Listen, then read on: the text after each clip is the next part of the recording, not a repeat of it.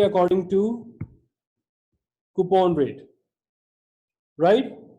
So coupon rate is 9%. So 9% of the 100,000 is 9,000, and we divide it by 2, it is 4,500 semi-annually, right? Okay. So whenever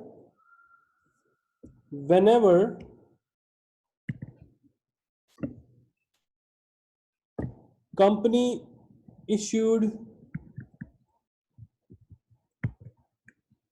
bonds, it deals with two interest rate, coupon and market rate.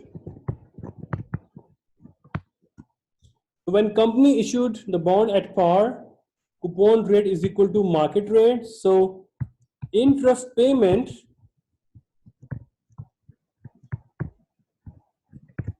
are equal to interest expenses, right? So that's why we don't see two kind of interest in issuance of bond at par. But here, company issued the bond at discount. So coupon rate is less than the market rate. So in that case, interest rate won't be equal to interest expense. So interest payment is based on coupon rate and interest expense is based on market rate. So it means this would be based on 96,149 multiplied by 10% multiplied by 6 by 12, and this would be based on 100,000 multiplied by 9% multiplied by 6 by 12. Right, guys? So I would be explaining this in our coming slide as well. So just giving you the taste that the discount and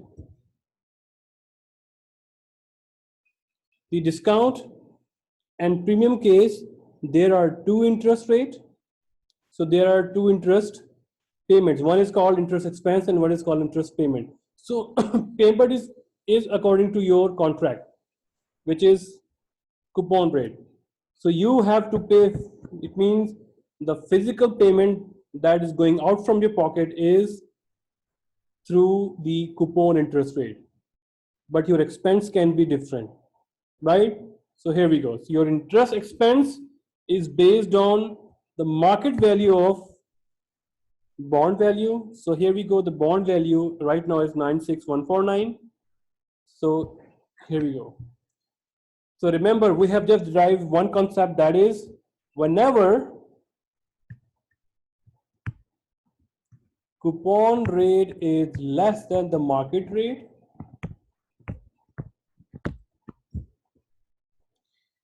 the interest payments are also, in why I write interest payment here, the word payment, because payment is always based on contract, and our contract is the stated interest rate, coupon rate.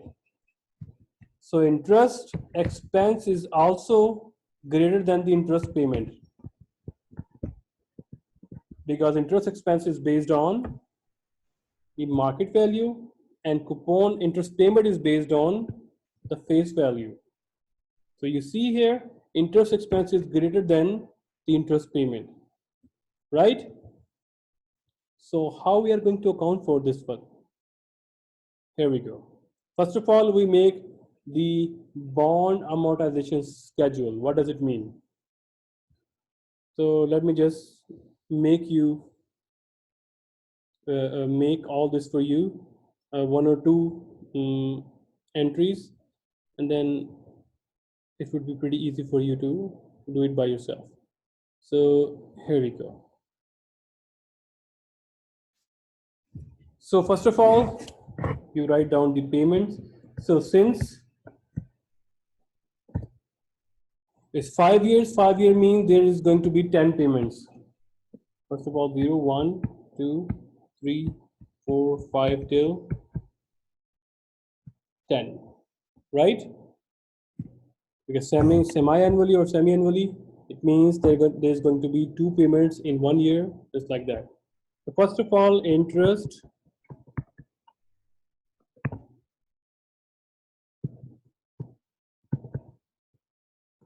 payment, and then interest expense. Oh, sorry. Yes, interest expense.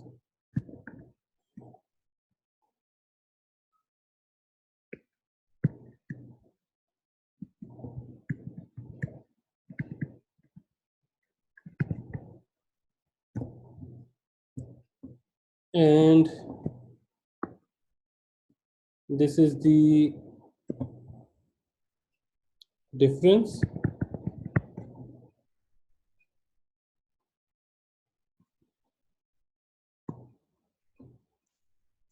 And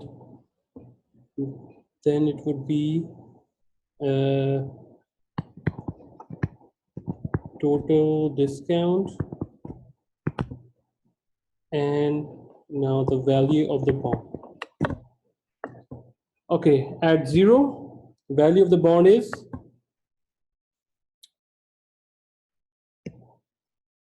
value of the bond is 96149,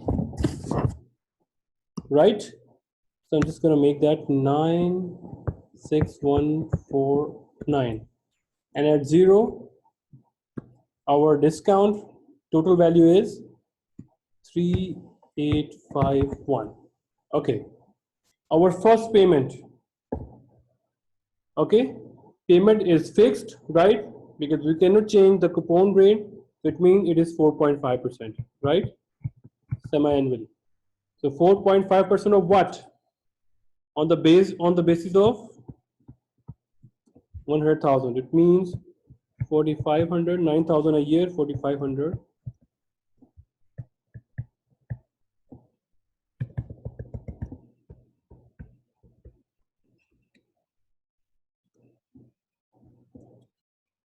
What about the interest expense?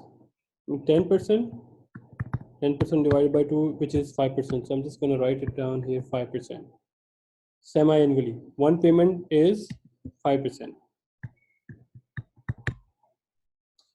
Okay, 5% of 96149 is how much? 4807. So what is the difference here?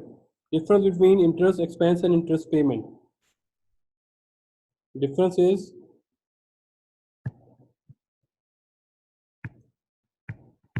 307, right? So what we have to do with this difference? What did I tell you?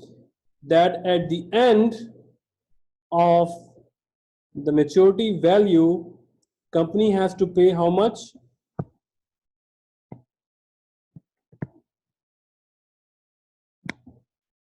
The face value, the full value, which is 100,000, right guys? So we will add this difference to the bond value and we less from the total discount. So 3851 minus 307, what is the answer here? It should be 3544, and this difference should be added here. So our bond value will be 96456, right guys? After first payment, what happened? Our value of the bond is a little bit increased, but we know that for sure at the end of the 10th payment, when the maturity value due, it would be 100,000. So now the second payment, interest payment, is, we know that it is fixed according to this contractual obligation on the basis of 100,000. So this is 4,500. Now the next payment is 5% of the bond value. Now bond value is not 96149. Now it is 96456. Right? it has increased. The bond value is now increased. Answer would be 5% of 96456, which is 4823. Multiply 5% or find out the 5% of 96456, it is 4823. And what is the difference between 4500 and the 4823? It is 323. And that would be added here. Answer would be 96779, and that would be less from here. So how much total discount left? 3221. Misha, Sipade, understand? Ping Ping, Arone, Min.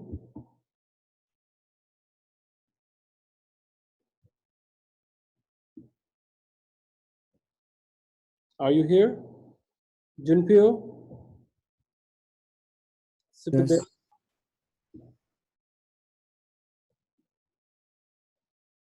Misha, can you hear me? Yes, we can hear you, sir. Okay.